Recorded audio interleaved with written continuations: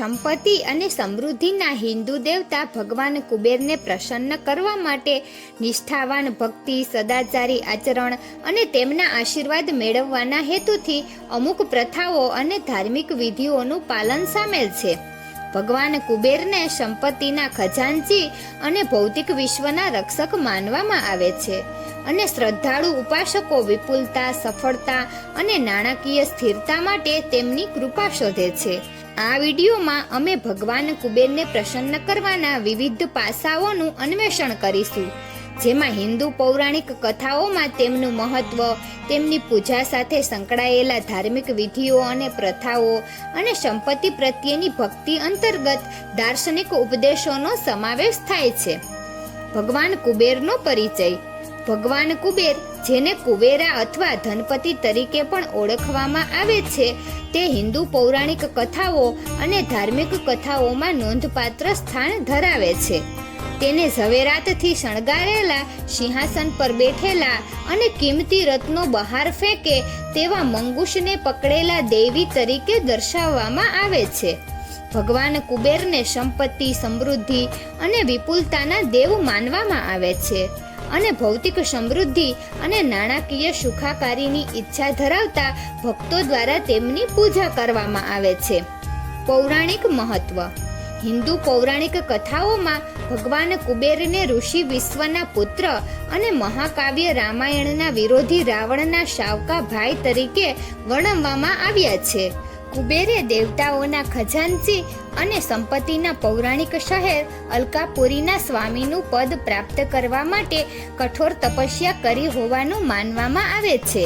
તેને ઘણીવાર પરોપકારી દેવતા તરીકે દર્શાવવામાં આવે છે, જે તેના ભક્તોને સંપત્તિ આપે છે અને બ્રહ્માંડમાં સંપત્તિનું યોગ્ય વિતરણ સુનિશ્ચિત કરે છે. પ્રતીકવાદ અને લક્ષણો. ભગવાન કુબેરને સામાન્ય રીતે ઝવેરાત અને આભૂષણોથી શણગારેલી પોટલી આકૃતિ તરીકે દર્શાવવામાં આવે છે, જે વિપુલતા અને સમૃદ્ધિનું પ્રતીક છે. તેને ઘણીવાર દાડમ અને પૈસાની થેલી પકડીને દર્શાવવામાં આવે છે, જે ભૌતિક સંપત્તિ અને નાણાકીય સમૃદ્ધિનું પ્રતિનિધિત્વ કરે છે. કુબેર સાથે આવેલો મંગૂસ બેઝ મેટલ્સને સોનામાં રૂપાંતરિત કરવાની ક્ષમતાનું પ્રતીક છે અને તે રસાયણ અને સંપત્તિ સર્જનની વિભાવના સાથે સંકળાયેલ છે. ભગવાન કુબેરની પૂજાનું મહત્વ. ભગવાન કુબેરની પૂજા કરવાથી વ્યક્તિના જીવનમાં સમૃદ્ધિ, વિપુલતા અને આર્થિક સ્થિરતા આવે છે તેવું માનવામાં આવે છે. ભક્તો આર્થિક મુશ્કેલીઓ દૂર કરવા, સંપત્તિ સર્જનની તકો આકર્ષવા અને તેમના જીવનના સંસાધનોનો સરળ પ્રવાહ સુનિશ્ચિત કરવા તેમના આશીર્વાદ લે છે. વ્યવસાયિક સાહસો, રોકાણો અને સંપત્તિ સંચય સંબંધિત પ્રયત્નોના સફળ સંચાલન માટે પણ કુબેરની કૃપા માંગવામાં આવે છે. ભગવાન કુબેરને પ્રસન્ન કરવા માટેની વિધિઓ અને આચરણો. કુબેર મંત્રનો જાપ. ભક્તો ઘણીવાર ભગવાન કુબેરને સમર્પિત શક્તિવાળી મંત્રોનો પાઠ કરે છે, જેમ કે કુબેર ગાયત્રી મંત્ર અથવા કુબેર અષ્ટોત્તર સતનામાવલી, સંપત્તિ અને સમૃદ્ધિ માટે તેમના આશીર્વાદ મેળવવા માટે. માનવામાં આવે છે કે આ મંત્રોના નિયમિત જાપથી કુબેરની કૃપા અને વિપુલતા વ્યક્તિના જીવનમાં આવે છે. અર્પણ અને પૂજા.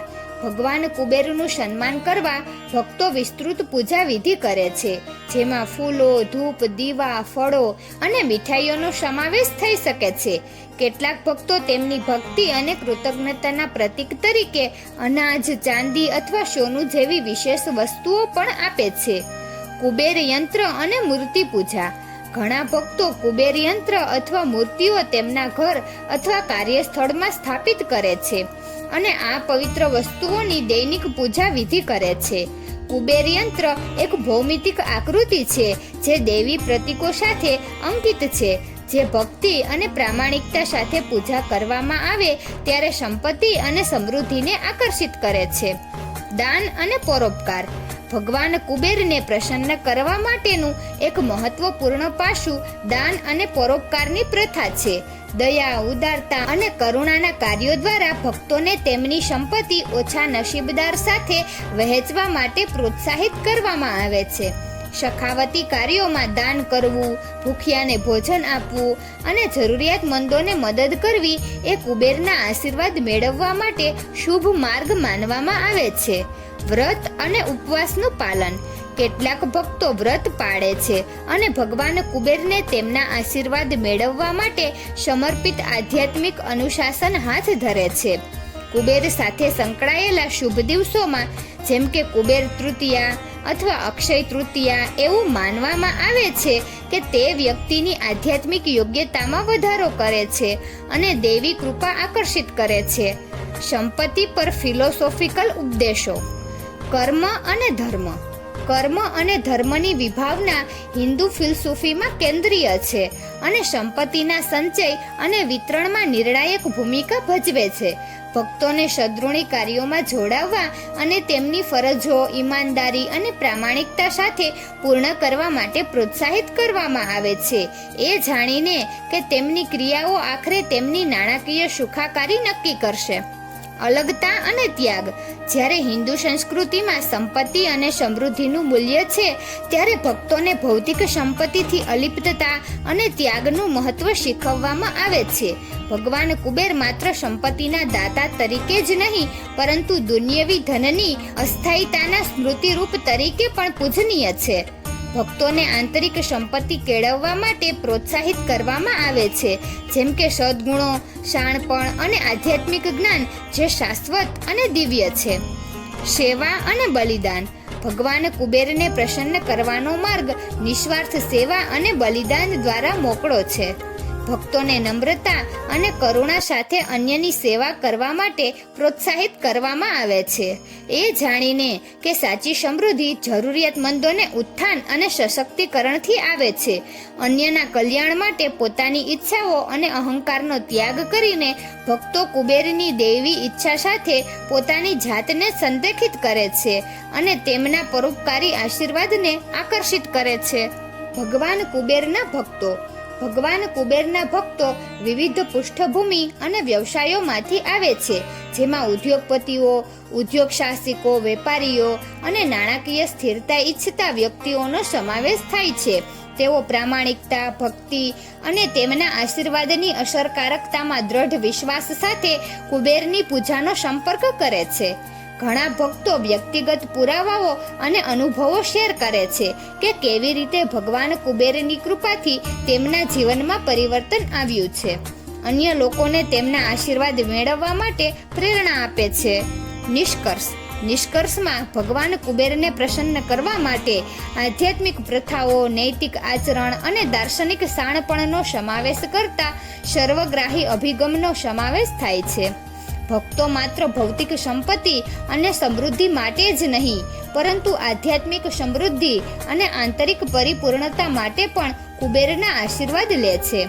પ્રામાણિકતા, ઉદારતા અને ભક્તિના સિદ્ધાંતોનું પાલન કરીને ભક્તો પોતાની જાતને કુબેરની દૈવી ઈચ્છા સાથે સંરેખિત કરે છે અને તેમના પરોપકારી આશીર્વાદને તેમના જીવનમાં આકર્ષિત કરે છે.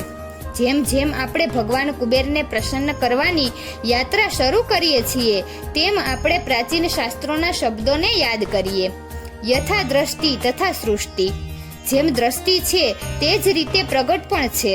આપણી દ્રષ્ટિ વિપુલતા, સમૃદ્ધિ અને દૈવી કૃપાથી ભરેલી રહે અને ભગવાન કુબેર આપણને સંપત્તિ, સફળતા અને આધ્યાત્મિક સુખાકારીથી આશીર્વાદ આપે. તો મિત્રો, તમને આ વિડીયો કેવો લાગ્યો જરૂરથી કમેન્ટ કરજો. જો સારો લાગ્યો હોય તો વિડીયોને લાઈક અને શેર કરજો અને અમારી ચેનલને જરૂરથી સબસ્ક્રાઈબ કરજો. વિડીયો અંત સુધી જોવા બદલ ખૂબ ખૂબ આભાર. જય કુબેર મહારાજ કી.